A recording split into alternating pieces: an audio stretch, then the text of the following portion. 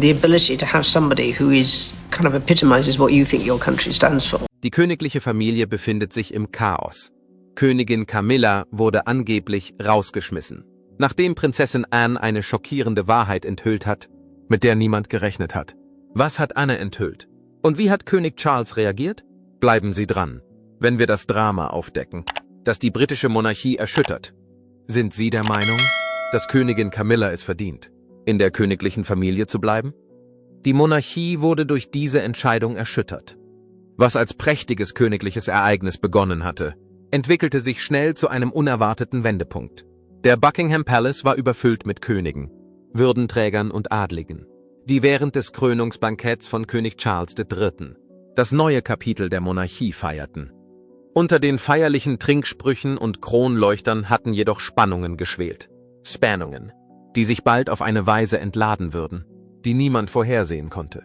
Prinzessin Anne, die für ihren scharfen Verstand und ihre unerschütterliche Hingabe an den Thron bekannt war, hatte schließlich genug. Die Pflicht kam immer vor dem Drama, aber dieses Mal konnte sie nicht schweigen. Gerüchte über eine zunehmende Feindseligkeit zwischen Anne und Königin Camilla kursierten schon seit Monaten. Und nun waren sie mehr als nur eine Vermutung. Sie waren authentisch. Camilla hatte ihre Rolle als königliche Gemahlin sorgfältig gehandhabt. Ihr Handeln wurde jedoch nicht von allen akzeptiert. Während einige ihren Einfluss als heimliche Machtübernahme ansahen, meinten andere, sie tue nur, was getan werden müsse. Vor allem Anne war der Meinung, dass die Familie durch Camillas zunehmende Kontrolle gespalten war. Camilla schien allmählich in den Mittelpunkt der königlichen Angelegenheiten zu rücken, manchmal auf Kosten anderer Personen. Als am Abend des Krönungsbanketts die Gläser klirrten und das Gelächter im ganzen Palast widerhallte, hatte Anne genug.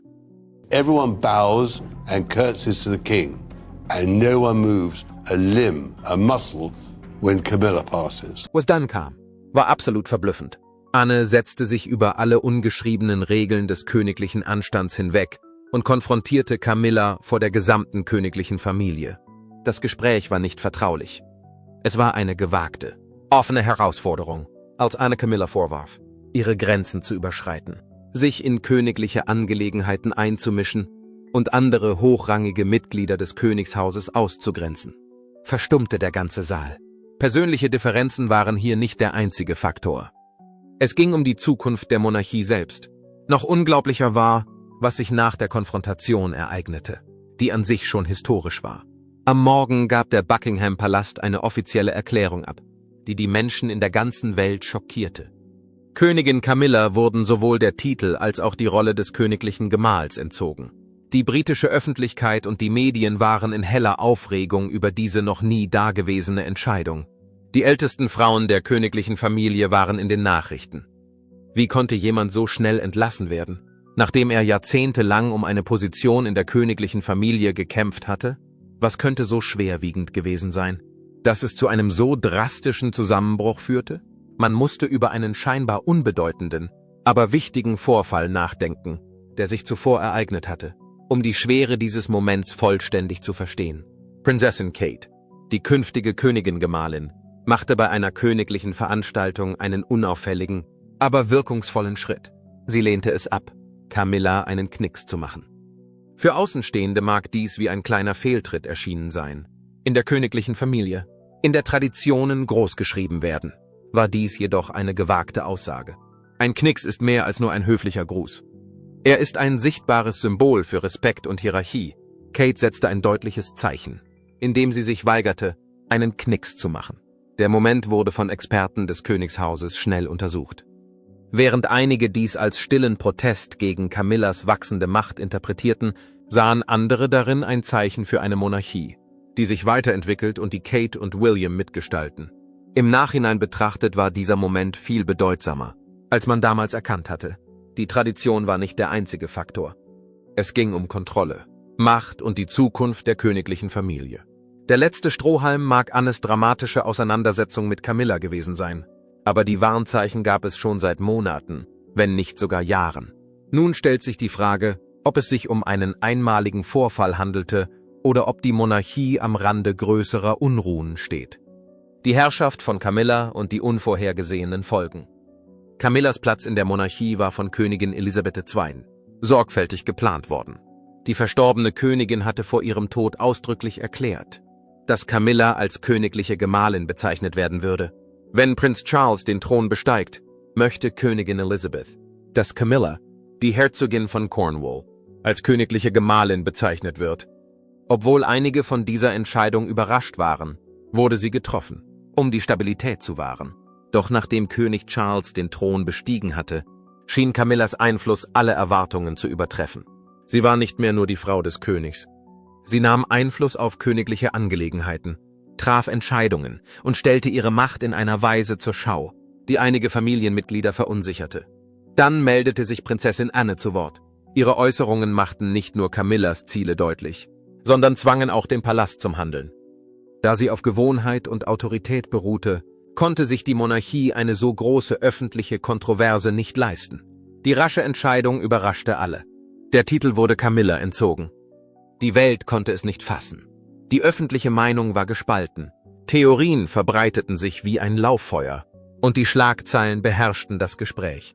Anne wurde von einigen als Verteidigerin der königlichen Prinzipien angesehen, die sich internen Machtkämpfen entgegenstellte. Einige hielten das Urteil für übertrieben streng. Jahrzehntelang war Camilla Charles Fels in der Brandung gewesen und hatte ihm immer wieder ihre Treue bewiesen. Es war jedoch nicht zu leugnen, dass die Monarchie einen plötzlichen Wandel durchgemacht hatte. Die Zukunft der königlichen Familie hatte eine unerwartete Wendung genommen und das Machtgleichgewicht hatte sich verändert. Jetzt, da Camilla nicht mehr da war, stellten sich neue Fragen. Wie würde sich dies auf Charles auswirken? Für William und Kate? Würde Anne ohne Camilla noch mächtiger werden? Was bedeutete dies vor allem für die Zukunft der Monarchie selbst? Es war das erste Mal, dass die britische Königsfamilie einen Skandal überlebt hat. Es handelte sich um einen ernsthaften Bruch auf der Ebene, der sich vor der ganzen Welt abspielte, und nicht um eine verdeckte Angelegenheit oder einen dissidenten König. Eines wurde deutlich, als sich der Staub legte. Es handelte sich nicht nur um ein Familiendrama. Die Welt verfolgte aufmerksam, was einen Wendepunkt in der Geschichte der Royals darstellte. Kate und Camilla werden immer angespannter. Unter dem gepflegten Äußeren der königlichen Familie hatte sich eine subtile, aber deutliche Spannung aufgebaut. Prinzessin Kate und Königin Camilla standen sich noch nie sehr nahe, aber die jüngsten Ereignisse haben ihre Beziehung mehr als nur unangenehm gemacht. Die Entscheidung Camillas, die nicht nur ihre Distanz zueinander vertiefte, sondern auch das Königshaus ins Wanken brachte, war der Wendepunkt. Ein exklusives königliches Ereignis, das die Einheit repräsentieren sollte, stand im Mittelpunkt der Kontroverse. Vielmehr wurde es zu einem Akt der Parteilichkeit. Im Gegensatz zu Kates Familie, den Middletons, die größtenteils ausgeschlossen waren, lud Camilla viele ihrer eigenen Verwandten ein und gab ihnen wichtige Rollen. Dies war nicht nur ein Versehen für Kate, die sich während ihrer königlichen Reise immer auf die Unterstützung ihrer Familie verlassen hatte, fühlte sich dies wie eine absichtliche Abschottung an. Es war eine offensichtliche Botschaft. Indem sie Kate angesichts der öffentlichen Kritik Stabilität boten, hatten die Middletons ihr bei der Eingewöhnung in das Leben als Royal geholfen. Indem Camilla sie ausschloss, trennte sie Kate nicht nur von ihrer verlässlichsten Unterstützergruppe, sondern deutete auch einen anhaltenden Kampf um die Kontrolle innerhalb der Monarchie an. Kates Antwort war nuanciert, aber klar, sie weigerte sich, vor dem königlichen Gemahl einen Knicks zu machen, als es das königliche Protokoll bei einer öffentlichen Veranstaltung verlangte. Für die Öffentlichkeit mag es wie ein kleiner Zwischenfall erscheinen, aber in der königlichen Familie, wo jede Handlung von Bedeutung ist, war es eine gewagte Erklärung. Ein Knicks ist nicht nur ein Zeichen des Respekts, sondern auch eine Anerkennung von Rang und Autorität. Kates Weigerung war eher ein bewusster Akt des Trotzes als ein Fehler. Was als unausgesprochener Konflikt begonnen hatte, war nun nicht mehr zu übersehen. Doch hier ging es um Macht, nicht nur um einen Knicks oder eine Gästeliste. Camilla hatte Jahre damit verbracht, ihre Position als königliche Gemahlin zu festigen, indem sie ihr öffentliches Auftreten und ihre Macht innerhalb der königlichen Familie sorgfältig kontrollierte. Doch Kate und andere hochrangige Mitglieder des Königshauses begannen, sich über ihre zunehmende Macht zu sorgen. Prinz William, der Monarchie stets treu ergeben war, hatte sich aus dem Rampenlicht herausgehalten. Doch privat soll er sich Sorgen über Camillas wachsende Macht gemacht haben. Insbesondere über die Art und Weise, wie die königlichen Angelegenheiten gehandhabt wurden. Als während der Krönung von König Charles deutlich wurde, dass Camilla sich auf eine Art und Weise durchsetzte, die manche als beunruhigend empfanden, wuchs seine Frustration. Prinzessin Anne, eine weitere wichtige Persönlichkeit, mischte sich an diesem Punkt ein. Anne, die Schwester von König Karl, hatte sich nie mit politischen Intrigen oder Manipulationen abgefunden. Sie hatte ihr Leben dem Dienst an der Krone gewidmet, und Pflichtbewusstsein war ihr oberstes Gebot. Anne zog die direkte Konfrontation der taktvollen Diplomatie der anderen Familienmitglieder vor. Sie hatte auch die Entscheidung getroffen, dass es mit Camilla genug war. Camilla wurde von Prinzessin Anne direkt darauf hingewiesen, dass sie Königin-Gemahlin und nicht Königin sei. Anne stellte sich beim Krönungsbankett vor die einflussreichsten Mitglieder der Monarchie, in einer Familie, die für ihren sorgfältig kontrollierten Umgang miteinander bekannt ist. War ihre Herausforderung an Camilla überraschend und ein seltener Fall von offener Auflehnung. Private Sorgen zu haben, ist eine Sache.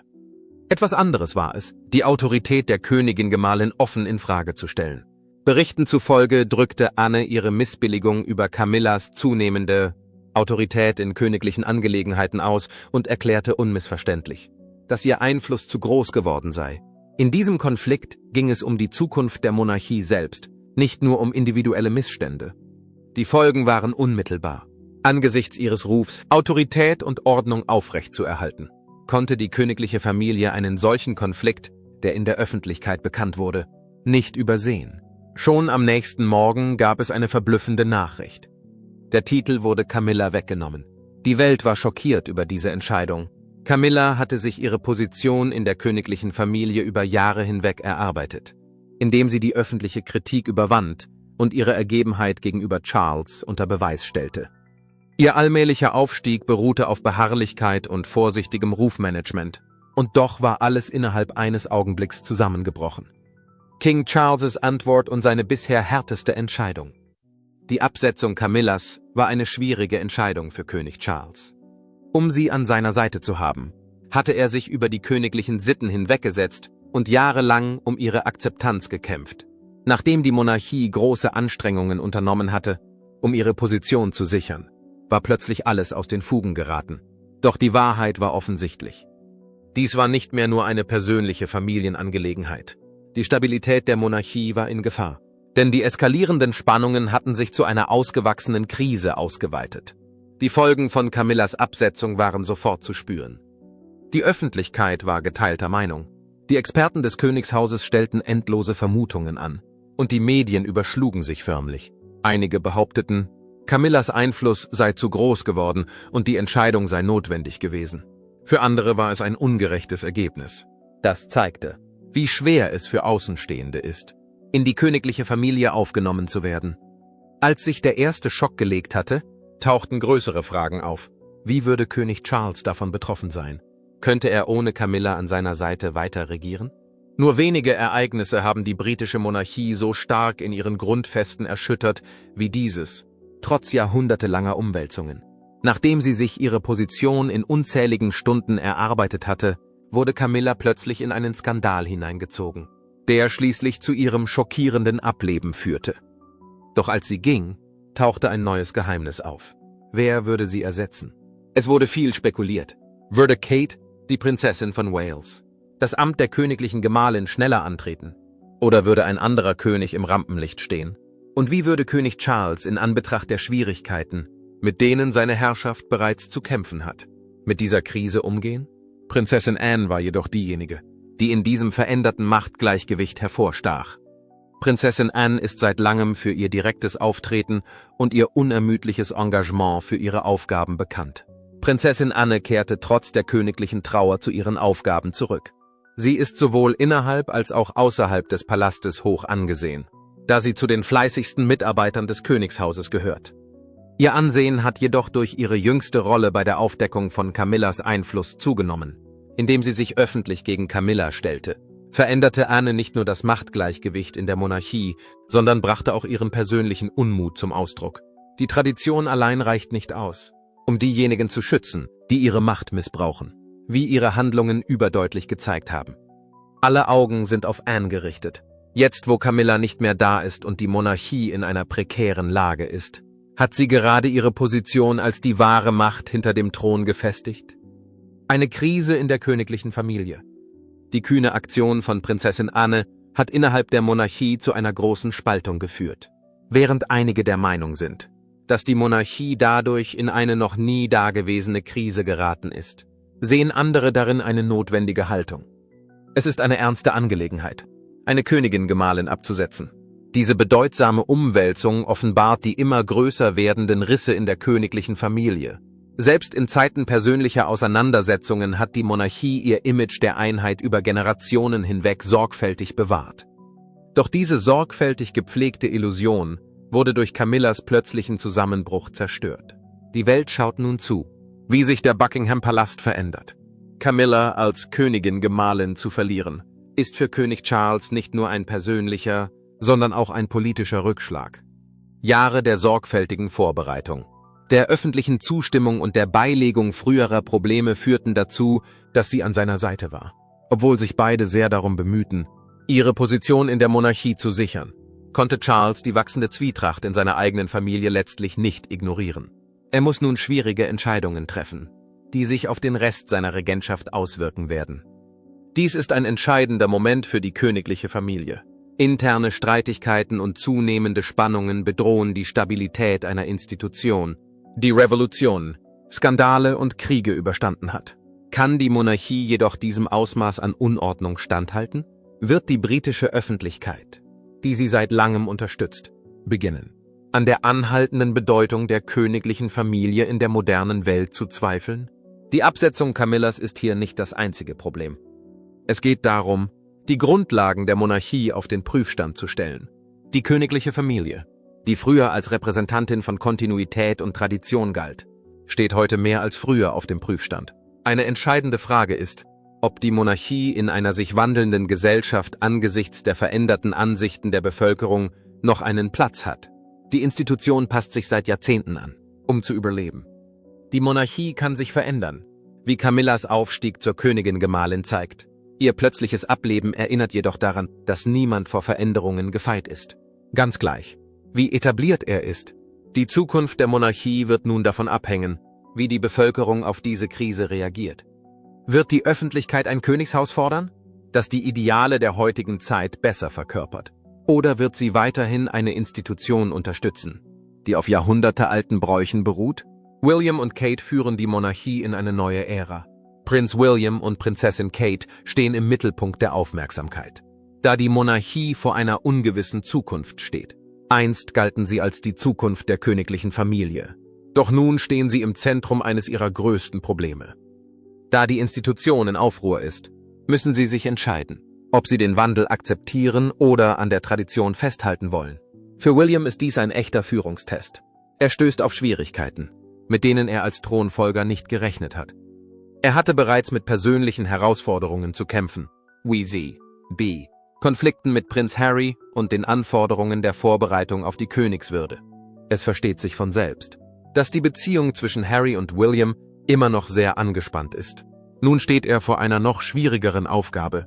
Er muss die Stabilität der königlichen Institution aufrechterhalten und gleichzeitig das Vertrauen der Öffentlichkeit in die Monarchie wiederherstellen. Kate spielt eine ebenso wichtige Rolle. Sie verkörpert sowohl Tradition als auch moderne Werte, was sie zu einem der am meisten bewunderten Mitglieder der königlichen Familie macht. Sie wird ein Gleichgewicht zwischen der Achtung der königlichen Traditionen und dem zunehmenden Ruf nach Veränderungen finden müssen.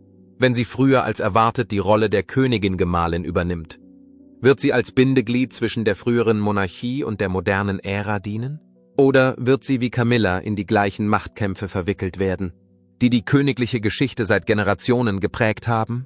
Es ist unbestreitbar, dass die Monarchie an einem Wendepunkt steht. In einer Welt, in der Loyalität nicht mehr gewährleistet ist, muss sich die Institution verändern, um zu überleben, während sich alte Allianzen ändern und neue Machtkämpfe entstehen. Mit dem Ausscheiden von Königin Camilla tritt die königliche Familie in eine neue und ungewisse Ära ein, die mehr als nur das Ende eines Kapitels bedeutet. In der modernen Welt gehört zum Königsein mehr als nur Sitten und Äußerlichkeiten. Eine königliche Gemahlin muss stark, scharfsinnig und strategisch sein. Kate, die seit langem für ihre Gelassenheit und ihre Fähigkeit, mit der Öffentlichkeit in Kontakt zu treten, respektiert wird, muss nun einen wichtigen Test bestehen, um zu zeigen, dass sie bereit ist. die Verantwortung zu übernehmen. Sie muss nicht nur Unterstützung bieten, sondern auch die königliche Politik verhandeln, den Respekt der Familie gewinnen und das britische Volk in einer unsicheren Zeit beruhigen. Angesichts von Camillas abruptem Abgang wird es unweigerlich Bedenken hinsichtlich der Stabilität der Monarchie geben. Werden die anhaltenden Zweifel zu einer Spaltung führen? Oder wird die Öffentlichkeit Kate in ihrer neuen Rolle annehmen? In ihrem Bemühen, als glaubwürdige, modern Royals aufzutreten, haben sie und Prinz William viel Unterstützung erhalten. Die Übernahme der Rolle des königlichen Gemahls bringt jedoch zusätzliche Schwierigkeiten mit sich. Kates Handlungen, ihre Interaktionen mit der Familie, ihre Unterstützung für William und ihre Darstellung als zukünftige Königin werden genau beobachtet werden. Prinzessin Anne ist eine unerwartete Person, die inmitten dieses Aufruhrs in den Vordergrund getreten ist. Anne war schon immer eine mächtige Figur in der königlichen Familie, bekannt für ihr Engagement und ihr direktes Auftreten. Sie hat jedoch die interne Machtdynamik der Monarchie verändert, indem sie sich offen gegen Camillas wachsenden Einfluss gestellt hat. Obwohl Anne nicht aufmerksamkeitsheischend ist, hatte ihr Handeln eine tiefgreifende Wirkung. Sie hat bewiesen, dass die Pflicht vor der Politik kommt, indem sie Stellung bezog. Viele spekulieren nun, dass Anne eine noch bedeutendere Rolle bei der Entscheidung über die Zukunft der Monarchie spielen könnte. Die königliche Familie ist seit Jahrhunderten von Männern dominiert. Annes Durchsetzungsvermögen signalisiert jedoch einen Wandel. Ihre wachsende Macht könnte entscheidend sein, um die Monarchie in diesen unruhigen Zeiten stabil zu halten. Wird sie die althergebrachten Bräuche unterstützen oder sich für eine Modernisierung einsetzen? Ihr Einfluss ist unbestreitbar, unabhängig davon, welchen Weg sie einschlägt. Die Unterstützung der Öffentlichkeit war für das Überleben der Monarchie schon immer unerlässlich. In der Vergangenheit wurden die Royals durch gut geschriebene Geschichten vor Kritik geschützt. Diese Kontrolle kann jedoch nicht mehr aufrechterhalten werden, da die sozialen Medien interne Konflikte offenlegen. B. Das Zerwürfnis zwischen William und Harry oder die Skandale von Prinz Andrew. Das Misstrauen der Öffentlichkeit hat sich durch die Camilla-Kontroverse noch verstärkt. Die Stellung der Monarchie in der Gesellschaft ist nicht mehr nur durch die Tradition gerechtfertigt. Die Welt wurde von einer Reihe beunruhigender Ereignisse im Inneren des Palastes erschüttert. Der königliche Palast ist in Gefahr, zerstört zu werden, nachdem Königin Camilla bei der Ankündigung ihres Rücktritts live im Fernsehen schluchzte. Aber warum verließ Königin Camilla den Ort, nachdem sie sich ihr ganzes Leben lang gesehnt hatte? Und warum war sie so enttäuscht? Stand Diana wegen ihres eigenen Gesundheitszustands, der sich verschlechternden Gesundheit von König Charles oder ihres bleibenden Vermächtnisses unter Druck? Oder war es etwas Dunkleres? Etwas, das mit den geheimen Plänen von Königin Elizabeth zu tun hatte, die Prinzessin Anne kürzlich während eines Familientreffens enthüllte? Kommen Sie mit, wenn wir die düstere Realität hinter Königin Camillas emotionalem Zusammenbruch aufdecken. Hinter den Mauern des Königspalastes verbirgt sich eine Geschichte über Verrat, Macht und die erdrückende Last einer Krone. Was als Commonwealth Fire begann, entwickelte sich schnell zu einer viel düsteren Unheilsprophezeiung. Die einst so vielversprechende königliche Karriere von Königin Camilla scheint sich nun ihrem Ende zu nähern. Am Tag der Zeremonie stellte sich König Charles vor das Publikum und versuchte, Camilla zu krönen. Seine Worte, die sie ehren sollten, waren so leidenschaftlich vorgetragen, dass sie wie eine Warnung wirkten. Königin Camillas Gesicht verzog sich auf eine Weise, die mehr als nur Trauer zeigte, denn ihre Augen quollen über vor Tränen, als seine Worte durch den Saal hallten. Ihr Zusammenbruch wurde durch etwas Tieferes verursacht, durch einen unsichtbaren Schmerz, der sich seit einiger Zeit aufgestaut hatte, und nicht nur durch seine Worte. Die Erwartungen der Öffentlichkeit, das Gewicht ihrer Last oder vielleicht eine wachsende Angst vor dem, was vor ihr liegt? Königin Camilla hat in diesem Jahr zusätzliche Verantwortung übernommen, was zweifellos eine Folge der Krankheit ihres Mannes ist. Sie war immer stolz auf ihre Fähigkeit, gelassen zu bleiben. Aber in diesem Moment zerbrach sie, als ob die Welt gerade Zeuge des inneren Konflikts der Königin geworden wäre. War es ein abrupter und gut publizierter Zusammenbruch. Diese Tränen waren ein starkes Zeugnis für die feierlichen Worte ihres Mannes, aber auch für die tiefen, unsichtbaren Kämpfe, die sie durchmachte. Einigen Insidern zufolge hängen ihr emotionaler Zusammenbruch und der schwindende Gesundheitszustand von König Charles zusammen. Vertraulichen Berichten zufolge hat sich seine Krebserkrankung verschlimmert und, stellt nun eine königliche Krise und nicht mehr nur ein medizinisches Problem dar. Die königliche Familie muss schwierige Entscheidungen treffen, da sich der Gesundheitszustand von Charles weiter verschlechtert. Königin Camilla, die durch dick und dünn an seiner Seite stand, findet sich nun in einer Situation wieder, in der ihre Unterstützung nicht ausreicht, um sie vor den Rissen zu bewahren, die sich um sie herum abzeichnen. Die Menschen bemerken, dass ihre Rolle prekärer denn je ist. Ihre Tränen spiegeln nun den enormen Druck wider, unter dem sie steht, und sind nicht mehr nur ein Zeichen persönlicher Trauer. Experten, die jede ihrer Handlungen beobachten, weisen darauf hin, dass es neben ihrem emotionalen Zusammenbruch noch andere Probleme gibt. Der abrupte Rückzug Camillas aus der Öffentlichkeit und ihre Abwesenheit von wichtigen Veranstaltungen erschüttert die königlichen Kreise. Sie verließ eine solche Veranstaltung vorzeitig, was Fragen über ihre Gesundheit und die allgemeine Sicherheit der Monarchie aufkommen ließ. Jeder kann das Gewicht der Krone spüren, aber Camilla scheint es besonders zu erdrücken. Die Monarchie steht am Rande des Wandels, da die Spannungen zwischen der neuen Generation, angeführt von Prinzessin Kate Middleton und Prinz William, und der alten Garde, den treuen Bewahrern der Tradition, zunehmen. Der Modernisierungsdrang der jüngeren Royals scheint einen Riss zu verursachen. Camilla, die sich häufig über ihre schwindende Position in der Monarchie äußert, spürt den Druck, der auf ihr lastet, wenn die moderne Welt mit den traditionellen Wegen kollidiert. Berichten zufolge hat Camillas Reaktion auf die jüngsten königlichen Entscheidungen Prinzessin Anne schockiert, die immer für ihre Ergebenheit gegenüber dem Thron bekannt war. Insidern zufolge erhob sich Prinzessin Anne während eines hitzigen Streits in Balmoral und fragte, ob sich die Monarchie ändern sollte, was Camillas Autoritätsposition unweigerlich schwächen würde. Es ist offensichtlich, dass der Palast in Aufruhr ist, da private Gespräche hinter verschlossenen Türen durchsickern. Camillas Abwesenheit von einer Reihe hochkarätiger Veranstaltungen hat unter königlichen Beobachtern Besorgnis ausgelöst. Und offizielle Stellen haben ihre Abwesenheit auf kleinere gesundheitliche Probleme zurückgeführt. Doch der Rückzug der Königin aus der Öffentlichkeit wird immer deutlicher.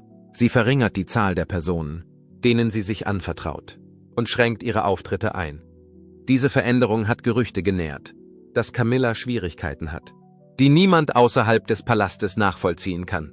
Königin Camilla hat jahrelang darum gekämpft, ihre Position zu halten und die unerfüllbaren Erwartungen zu erfüllen, die ihre Vorgängerin, Prinzessin Diana, in sie setzte. Der Vergleich zwischen den beiden Frauen hat ihr immer zu schaffen gemacht. In meinem Heimatland Großbritannien ist ein großer Tag mit viel Prunk und Pomp im Gange. Anlässlich der feierlichen Eröffnung der neuen Sitzungsperiode des Parlaments hielt König Charles III. Hier eine Rede. Jedes Jahr, das vergeht, festigt Dianas Position im Herzen der Öffentlichkeit und trägt zu ihrem wohltätigen Vermächtnis bei. Dianas Schatten ist groß und für Camilla unerträglich geworden, während sie versucht, ihr eigenes Erbe zu hinterlassen. Camillas enger Freund hat sogar zugegeben, dass die Königin durch den ständigen Vergleich mit Diana großen persönlichen Schmerz erfahren hat. Trotz Camillas Bemühungen hatte sie immer das Gefühl, mit Dianas unvergleichlicher Popularität zu konkurrieren. Ein Wettbewerb, der sich noch verschärft, wenn Dianas Ansehen in der Öffentlichkeit weiter steigt. Dianas Sohn William, der die Zuneigung der Öffentlichkeit mit seinem Charme und seiner Unterstützung der geistigen Gesundheit gewonnen hat, gießt Benzin ins Feuer. Die Öffentlichkeit scheint ihn zu verehren, und sein Ruf ist tadellos. Er ist weithin akzeptiert, und sein freundliches Auftreten hat ihm einen Platz in den Herzen der Menschen verschafft. Etwas, das Camilla nur schwer erreichen konnte. Die Öffentlichkeit hat ihre konventionellere, gelegentlich strenge Herangehensweise an die königlichen Pflichten noch nie so sehr begrüßt. Während Williams Popularität weiter wächst, kann sich Camilla nicht von ihrem Kampf mit einer unversöhnlichen Vergangenheit lösen. Es wird immer deutlicher, dass Königin Camilla psychisch leidet. Die Medien beobachten sie genau, wann immer sie ins Rampenlicht tritt, und prüfen jede Geste und Bewegung auf Anzeichen von Schwäche. Obwohl ihre Versuche, mit der jüngeren Generation in Kontakt zu treten, Anerkennung gefunden haben, sind sie selten so erfolgreich, wie sie es gerne hätte. Camilla bemühte sich bei einer kürzlich stattgefundenen Veranstaltung um den Kontakt zu jungen Menschen, aber viele waren der Meinung, dass ihre Bemühungen im Vergleich zu Dianas Wohltätigkeitsbemühungen unzureichend waren. Die Leute zogen schnell Vergleiche, die unvermeidlich waren. Camilla fühlt sich durch diese ständige Kontrolle alleingelassen. Als sie sich von einer Reihe hochkarätiger Veranstaltungen zurückzog, behauptete sie, leichte gesundheitliche Probleme zu haben. Aber es ist offensichtlich, dass mehr dahinter steckt. Viele fragen sich, ob der Druck zu groß für sie ist. Und ihre Abwesenheit bei diesen Veranstaltungen hat Sorgen um ihr Wohlergehen geweckt. Insidern zufolge ist Königin Camilla am Boden zerstört über das Gedenken der BBC an Prinzessin Diana. Sie verbringt Stunden allein in ihrem privaten Zimmer hinter den Palastmauern, schaut sich altes Filmmaterial von Diana und Dokumentationen an und versucht herauszufinden, was sie so beliebt gemacht hat. Sie lässt die Ereignisse immer wieder Revue passieren und analysiert jedes Lächeln, jeden Moment und jede wohltätige Tat, mit der Diana die Herzen der Öffentlichkeit gewonnen hat. Am Ende muss Camilla jedoch immer weinen. Die Analogie ist unerträglich. Die harte Realität, dass die Öffentlichkeit sie nie wieder so akzeptieren wird, ist etwas, dem sie nicht ausweichen kann. Dianas Geist scheint von der Last ihres anhaltenden Ruhms erdrückt zu werden und lässt sie in ihrer Trauer allein. Als König Charles sich zunehmend besorgt über Camillas anhaltende Intimität mit ihrem Ex-Mann Andrew Parker Bowles zeigt, vertiefen sich die Risse in der königlichen Fassade. Insidern zufolge empfindet Charles ihre gemeinsamen Auftritte bei öffentlichen Veranstaltungen als störend, weil ihre Körpersprache eine andere, angespannte Botschaft vermittelt. Experten zufolge ist die emotionale Distanz zwischen Charles und Camilla schon seit einiger Zeit gewachsen. Bei einer öffentlichen Veranstaltung kommt es zum Eklat. Als Andrew sich respektvoll vor Camilla verbeugt, eine Geste, die Charles bemerkt. Der König, der sich sichtlich unwohl fühlt, wird sich Camillas Offenheit und Leichtigkeit im Umgang mit ihrem Ex-Mann immer bewusster, was ihre Beziehung belastet. Die Menschen, die ihnen am nächsten stehen, können die Anspannung in ihrer Ehe sehen, da Charles immer unnahbarer wird. Camilla spürt den Druck und zieht sich noch mehr in sich selbst zurück. Sie vermeidet wichtige Gespräche über die Monarchie und Familienessen, schränkt ihre öffentlichen Auftritte ein und verbringt mehr Zeit in ihren Privaträumen. Ich musste für das ABC über einen ihrer Besuche berichten, als Camilla und Charles hier waren, damals im Jahr 2012, als er noch ein Prinz war. Als Camillas Isolation zunimmt, machen sich die königlichen Mitarbeiter Sorgen. Sophie, die Herzogin von Edinburgh, die einst eine enge Verbündete Camillas war, wirkt heute angespannt und distanziert, so als ob sich ihre Beziehung auf subtile Weise verschlechtert hätte. Diejenigen, die der Königin nahestehen, fragen sich, ob der Druck zu groß für sie ist, da sie nur noch ein Schatten ihres früheren Selbst ist. Diese Sorge wird durch Camillas Abwesenheit bei zwanglosen Familientreffen noch verstärkt. Sie zieht es vor, tagelang in ihrem eigenen Haus eingesperrt zu sein, anstatt viel Zeit mit ihren Kindern oder Enkeln zu verbringen. Ihre einst lebhafte Anwesenheit im Palast ist der Vergangenheit angehörig und einer kühlen Stille gewichen, die auf einen ernsthaften Zusammenbruch hindeutet. Auch wenn es vielen Menschen nicht bewusst ist diese Isolation ein lauter, stiller Schrei nach Hilfe. Gerade als es so aussieht, als könne es nicht mehr schlimmer kommen, wird der Palast von einer weiteren Schockwelle heimgesucht. Prinzessin Anne, die für ihre Ergebenheit gegenüber dem Thron bekannt ist, enthüllt etwas, das Camillas ohnehin schon angeschlagenen Ruf noch weiter beschädigen könnte. Die königliche Familie ist betroffen, als Anne über die Pläne von Königin Elizabeth für die Monarchie spricht. Die Königin hatte Catherine, die heutige Prinzessin von Wales, schon immer bewundert und war der Meinung, dass sie alle Qualitäten besaß, die für eine moderne Monarchie erforderlich sind. Königin Elizabeth hatte einen klaren Plan. Schon bevor William zum König ernannt wurde, war Catherine für eine größere Rolle bestimmt, die mit mehr Verantwortung verbunden war. Als Camilla erfährt, was diese Enthüllung bedeutet, sinkt ihr das Herz, als sie schockiert anhört. Ihre schlimmsten Befürchtungen haben sich bestätigt. Es gab einen Grund, warum Königin Elizabeth Catherine vorbereitet hatte. Und es war kein reines Glück. Camillas Position in der Monarchie, die einst sicher war, scheint nun prekär zu sein. Camilla fühlte sich unwohl und war sehr verärgert über die Vorstellung, dass Catherine mit ihrem neuen und modernen Stil darauf vorbereitet wurde, mehr Verantwortung zu übernehmen. Sie hatte große Anstrengungen unternommen, um ihr eigenes Ansehen und ihre eigene Identität zu etablieren, nur um zu erfahren, dass ihre Position innerhalb der Monarchie möglicherweise immer zweitrangig gewesen war. Unterdessen kommen immer mehr Informationen über die Absichten von Königin Elizabeth ans Licht. Camilla erkennt, dass die Königin Catherines Zukunft gezielt und akribisch geplant hatte. Catherine war die ideale Kandidatin, um die Monarchie in die Zukunft zu führen, weil sie die sozialen Medien beherrscht, sich mit der jüngeren Generation auseinandersetzen kann und einen unaufdringlich modernen Stil hat. Diese Erkenntnis ist ein Schock für Camilla. Es scheint, als wäre sie nie dazu bestimmt gewesen, an der Spitze der königlichen Familie zu stehen, obwohl sie jahrelang versucht hat, sich zu definieren und sich als Königin zu etablieren. Unter ihren Füßen beginnt die Grundlage ihrer königlichen Rolle zu bröckeln. Man kann Camillas Verzweiflung spüren. Die Spaltung scheint sich zu vertiefen. Denn ehemalige Mitarbeiter, die ihr treu ergeben waren, scheinen nun Catherines Team zu bevorzugen. Was wie ein engmaschiges Unterstützungssystem aussah, scheint sich nun aufzulösen. Die Spannungen zwischen Camilla und Catherine sind unübersehbar. Als ob die Luft zwischen den beiden Frauen vor ungelösten Konflikten knistert, ist immer ein Unterton von Anspannung zu spüren, wenn sie sich begegnen. Camilla spürt, dass die Mauern sich ihr nähern, und sie findet sich mit der Tatsache ab, dass sie nicht mehr die Unterstützung und das Vertrauen hat, die sie einst hatte. Ihr einst enges Verhältnis zur Königin hat sich verschlechtert, und sie fühlt sich völlig allein, da sie weiß, dass Königin Elisabeth ihr nie ganz vertraut hat. Camilla hat das Gefühl, zurückgelassen worden zu sein, als die Pläne zur Erhebung Katharinas, die vor Jahren in die Wege geleitet wurden, ans Licht kamen. Die Krone, die einst ihre Stärke und ihren Einfluss repräsentierte, fühlt sich nun wie eine unerträgliche Last an. Die Monarchie, für die sie so hart gearbeitet hat, scheint ihr zu entgleiten, als sie erkennt, dass die Zukunft, von der sie geträumt hat, nicht mehr die ihre ist, schmerzt ihr Herz. Die Spaltung der königlichen Familie wird immer deutlicher, als die Spannungen zwischen Camilla und Catherine zunehmen. Die Monarchie, die einst perfekt war, scheint nun zerrüttet und unsicher. Der Kampf um Akzeptanz und einen Platz in der königlichen Zukunft scheint auch für Camilla nicht zu gewinnen zu sein. Ihre einst heile Welt gerät allmählich ins Wanken. Sie ist emotional überfordert, und die Last wird mit jeder neuen Entdeckung immer schwerer.